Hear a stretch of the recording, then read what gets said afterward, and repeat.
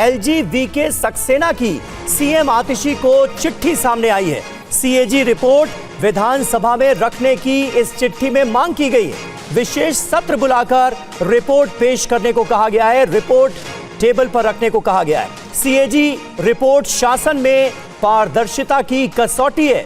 आम आदमी पार्टी सरकार ने संवैधानिक जिम्मेदारी नहीं निभाई। ये सभी रिपोर्ट उस वक्त की है जब अरविंद केजरीवाल मुख्यमंत्री थे। तो केजरीवाल के कार्यकाल के दौरान की सीएजी रिपोर्ट को विधानसभा में टेबल करने के लिए कहा गया है एलजी की इस चिट्ठी में। जितेंद्र भाटी हमारे संवाददाता इस वक्त हमारे साथ मौजूद हैं। जितेंद्र, क्या है इस सीएजी रिपोर्ट में जिसे टेबल करने की मांग की गई है और बाकायदा एलजी ने इसके लिए मुख्यमंत्री आतिशी को चिट्ठी लिखी है?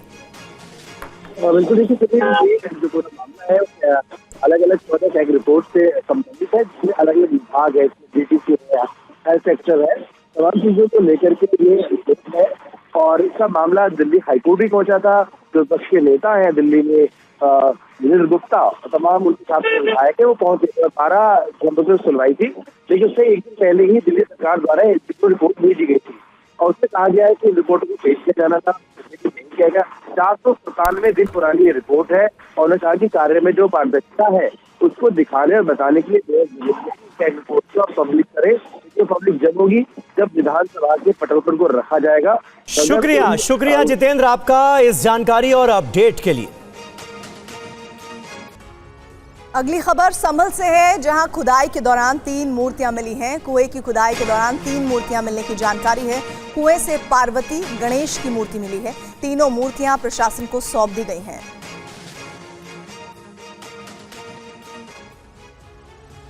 उत्तर प्रदेश के संभल में 46 साल से बंद पुराने शिव मंदिर को प्रशासन ने खुदवाया तो शिवलिंग के साथ एक हनुमान जी की मूर्ति और कुआं भी मिला, जिसके बाद पास में मौजूद कुओं की 20 फुट से ज्यादा खुदाई की गई तो 3 मूर्तियां मिली हैं।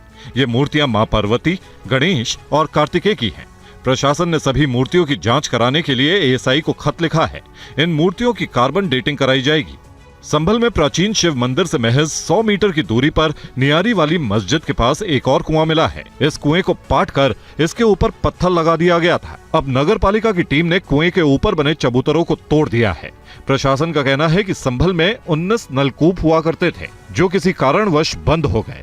मंदिर पे आके बहुत अच्छा लगा, अच्छा है, हमारा मंदिर खुल गया।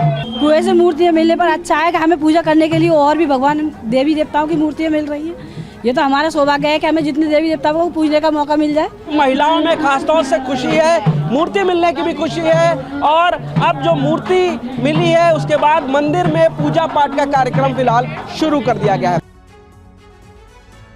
और संभल में मिले प्राचीन शिव मंदिर से महज 100 मीटर की दूरी पर एक और कुआं मिला। आइए देखते हैं टीवी 9 संवाददाता पुनीत शर्मा की ये ग्राउंड रिपोर्ट। संभल के खग्गूसराय में प्राचीन शिव मंदिर मिला, जिसकी 46 सालों के बाद पूजा अर्चना की गई। उसी शिव मंदिर के बिल्कुल पास में एक कुआं मिला और उस कुएं से आज 3 मूर्ति भी मिली हैं। लेकिन उसी मंदिर से लगभग 100 मीटर की दूरी पर एक नियारी वाली मस्जिद है। ये आप देख सकते हैं नियारी वाली मस्जिद, और इसी मस्जिद के प्रेमाइसेस में एक और कुआं मिला है जिसको कि बंद कर दिया गया था और यहाँ पे पत्थरों का स्ट्रक्चर लगाया गया था। आप देख सकते हैं ये नियारी वाली मस्जिद के प्रांगण में ही बाहरी तरफ ये जो पूरा पत्थर है, ये इस पत्थर के नीचे कुआं है जिसको खोद करके अब निकाला जा रहा है। इस कुएं को रिवाइव करने की कोशिश की जा रही है। दरअसल ये कुआं हुआ करता था सालों पहले और इसके ऊपर ये बाकायदा मार्बल के पत्थरों को लगा दिया गया, इसको चबूतरा बना दिया गया और अब प्रशासन के आदेश के बाद नगर पालिका की टीम जब यहाँ पर पहुंची है और इसको तोड़ा जा रहा है तो ये एक कुआं निकल रहा है। दरअसल संभल को कुओं का शहर भी जाना जाता है। प्रशासन के मुताबिक यहाँ 19 नलकूप हुआ करते थे जो या तो बंद कर दिए गए या फिर बंद। और उत्तर प्रदेश के मुख्यमंत्री योगी आदित्यनाथ ने विधानसभा में संभल पर चर्चा के दौरान कहा कि मुझे किसी स्लोगन की जरूरत नहीं है, राधे राधे और जय श्री राम के सहारे जीवन काट सकता हूं। उन्होंने और क्या कहा, सुनिए। आपकी तो शुरू से ही राजनीति थी बांटने की और फिर कटवाने की, और इसलिए हमने कहा कि न बटेंगे और न कटेंगे। जय श्री राम का नारा उत्तेजक नहीं है, ये हमारी श्रद्धा का नारा है, हमारी आस्था का प्रतीक है। कल मैं आपसे कहूंगा कि अल्लाह वो अकबर का जो स्लोगन है ये हमें अच्छा नहीं लगता। नहीं, आपको हम रोकें तो क्या आपको अच्छा लगेगा? नहीं, आपको नहीं, मुझे मतलब होने की आवश्यकता ही नहीं, मुझे आवश्यकता ही नहीं इसकी, नहीं, मुझे इसकी आवश्यकता ही नहीं है, मुझे इसकी आवश्यकता ही नहीं, क्योंकि मेरी तो विरासत इतनी लंबी चौड़ी है, इतनी प्राचीन है कि मैं उस परंपरा को ही लेकर के चले जाऊं। मैं जय श्री राम का नारा, हर हर महादेव का नारा और राधे राधे राधे राधे के संबोधन से ही अपना पूरा जीवन काट सकता हूं। मुझे किसी और स्लोगन की आवश्यकता ही नहीं है। सीएम योगी ने विधानसभा में कहा कि संभल में 1947 से अब तक 209 हिंदुओं की हत्या हुई। आइए सुनते हैं उन्होंने और क्या क्या बात रखी। संभल में दंगों का जो इतिहास है 1947 से ही प्रारंभ होता है। 1947 में एक मौत होती है, 1948 में 6 लोग मारे जाते हैं, 1958 में भी दंगा होता है, 1962 में भी दंगा होता है, 1976 में भी 5 लोगों की मौत वहां पर हुई थी और 1978 में 184 हिंदुओं को सामूहिक रूप से जला दिया गया। 1947 से लेकर के अब तक 209 हिंदुओं की निर्मम हत्या वहां हुई है संभल के अंदर, 209 हिंदुओं की। और एक भी बार किसी ने उन निर्दोष हिंदुओं के लिए कभी 2 शब्द नहीं कहे, उनके प्रति, उन परिवारों के प्रति संवेदना के शब्द नहीं कहे। आपको बता दें, संभल मामले पर ही अखिलेश यादव ने कहा कि हम खोदने वाले नहीं हैं। उन्होंने कहा कि हम लोग नए रास्ते खोजने वाले हैं। इस तरह की ड्राइव कहीं आप उत्तर प्रदेश में कर दो, देश में कर दो, कि बहुत सी चीज़ें आपको मिल जाएंगी। इसीलिए मैंने कहा और कई बार मैंने आपके माध्यम से कहा कि हम लोग खोदने वाले लोग नहीं हैं।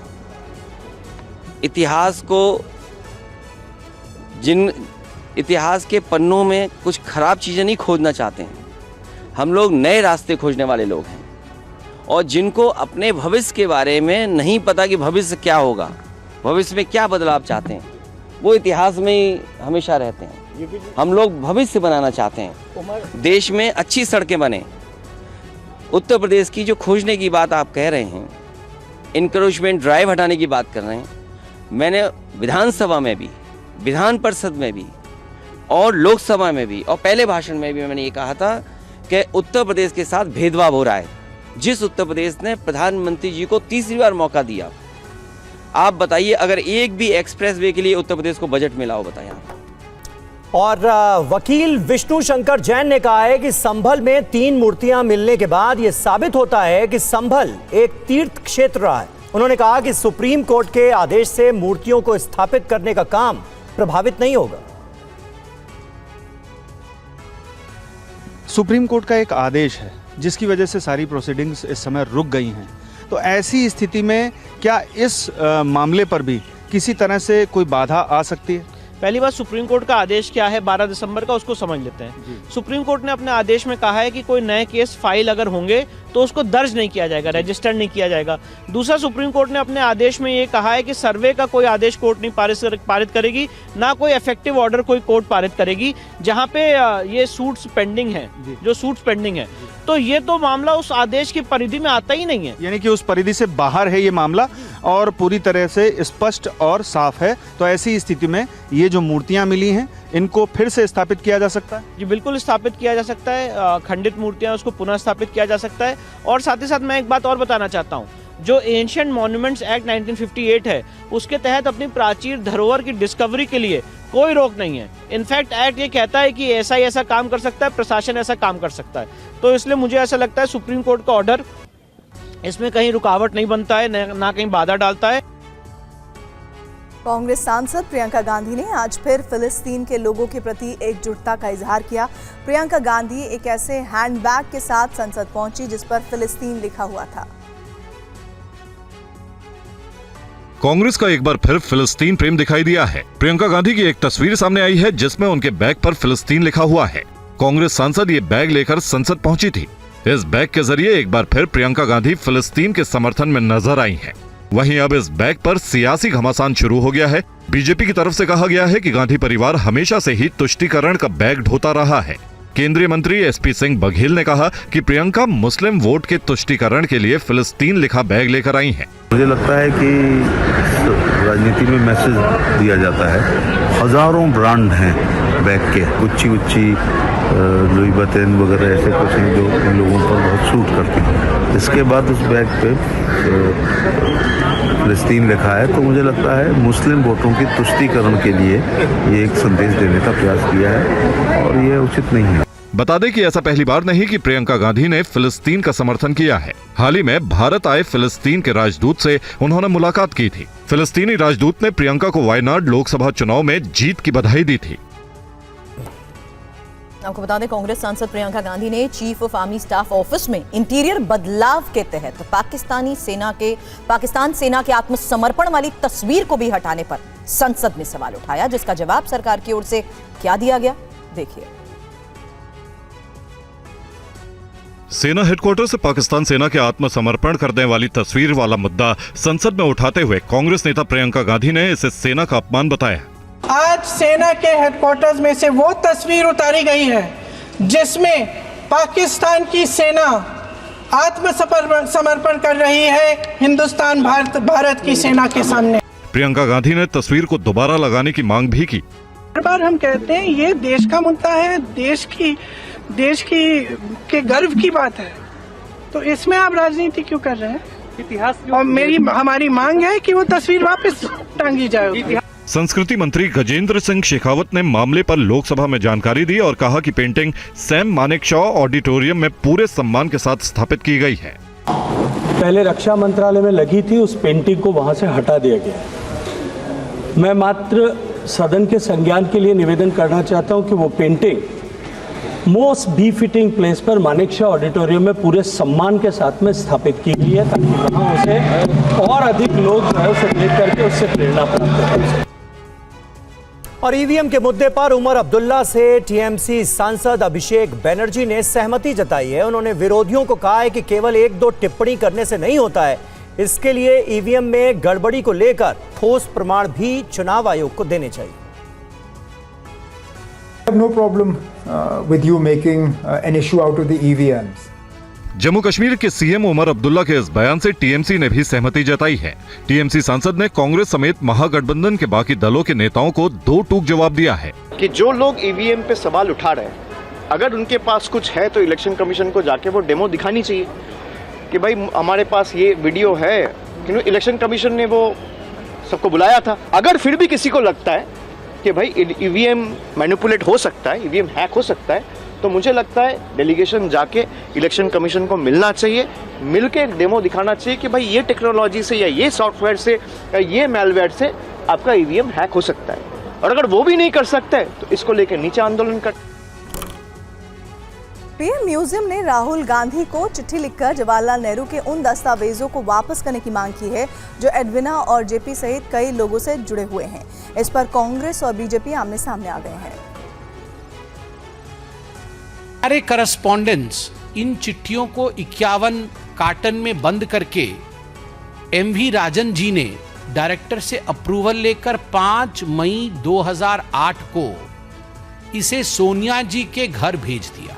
जब ये प्राइम मिनिस्टर मेमोरियल म्यूजियम और लाइब्रेरी के सदस्य बैठे अपने जनरल बॉडी मीटिंग में और इस विषय पे चर्चा की फरवरी में, तो उन्हें लगा कि उन्हें एक लीगल ओपिनियन भी लेना चाहिए, क्योंकि ये केवल ये चिट्ठियां नहीं है, ये ऐतिहासिक दस्तावेज है। देखिए, आप ये उम्मीद कर सकते हैं कि सारे विपक्षी दल, इंडिया अलायंस के दल देश के अहम मुद्दे उठाएंगे, और आप ये उम्मीद कर सकते हैं कि भाजपा दल, भाजपा के मंत्री देश के मुद्दे नहीं उठाएंगे। वो सिर्फ पंडित नेहरू जी, इंदिरा जी और राजीव जी की बदनामी करेंगे, उनको बदनाम करने की कोशिश करेंगे। तो देश साफ साफ देख रहा है कि विपक्ष वर्तमान की परिस्थितियों को लेकर अपनी बात रखेगा और भाजपा अतीत को तोड़ मरोड़ कर गांधी परिवार को बदनाम करने की कोशिश करेगी।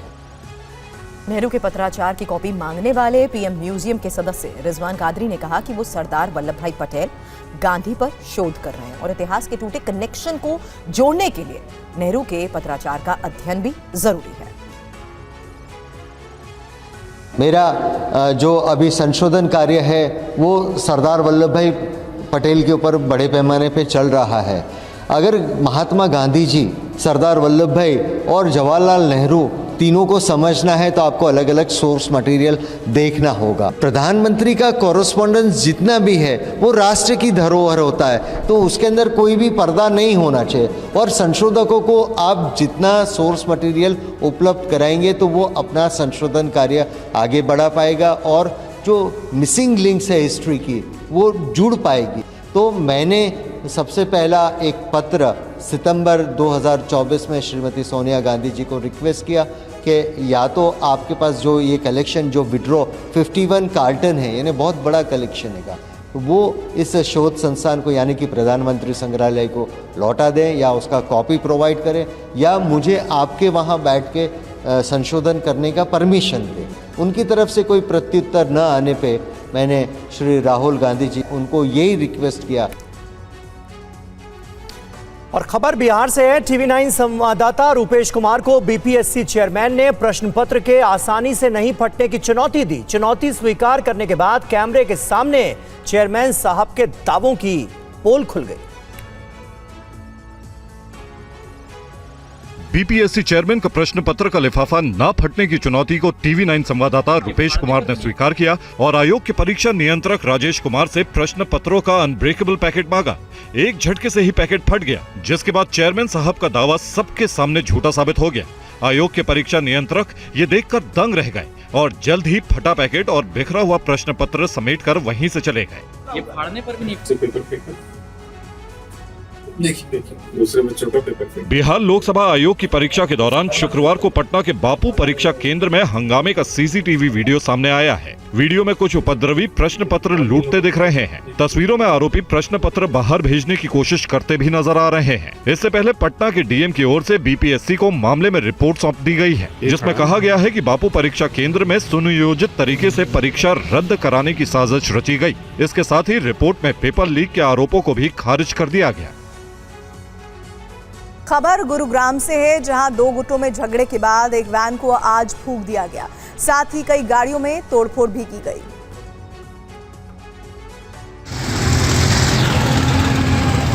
वैन धुआं धुआं हो गई, पूरी तरह से जलकर खाक हो गई।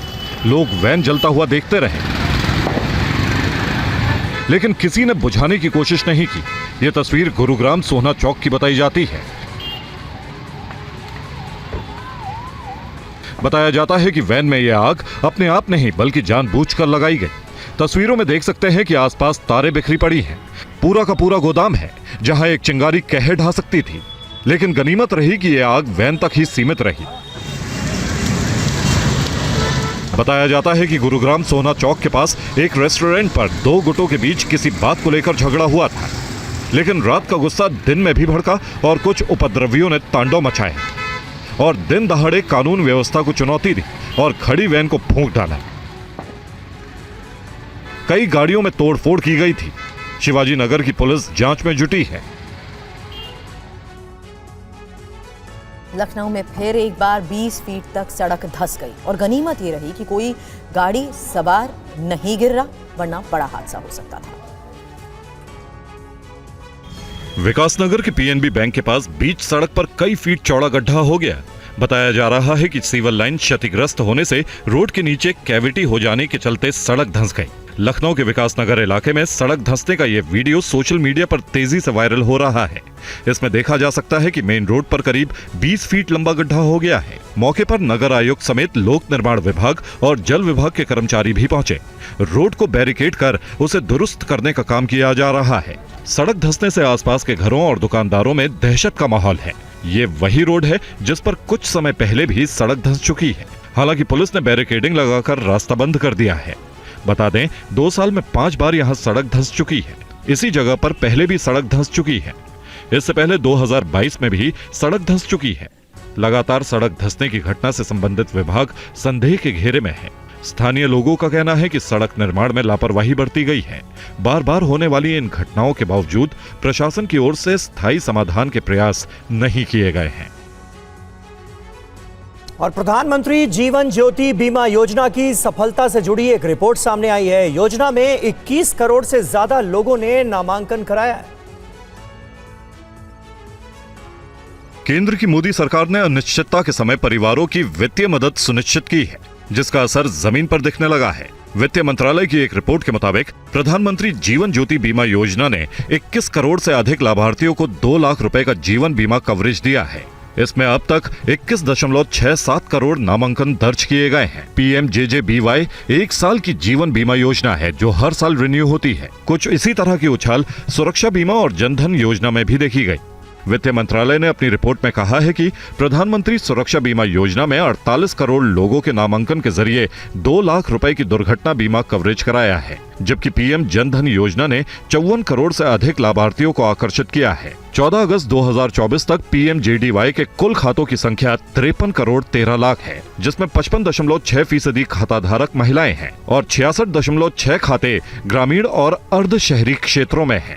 PMJJBY के तहत 2 लाख रुपए का कवरेज दिया जाता है, जिसमें 18 से 50 साल के लोग योजना में से जुड़ सकते हैं।